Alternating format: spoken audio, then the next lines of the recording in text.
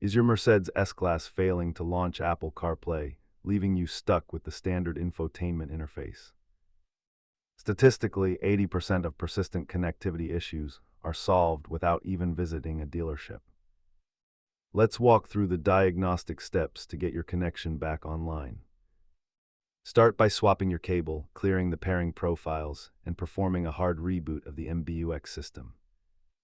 If the basics fail, check that Siri is enabled and verify you are using the correct data-enabled USB-C port.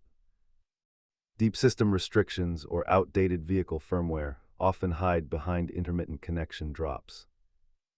Try these DIY fixes before booking an appointment, as most hardware faults require professional scanning tools. A standard dealer diagnostic fee can quickly exceed $200, making these initial checks well worth your time. If you are truly desperate, a full factory reset of the MBUX system is the final step before calling the shop. You do not need specialized tools, just a genuine cable and a bit of patience for the system to resync. Remember, the goal is for technology to support your drive, not distract you from it.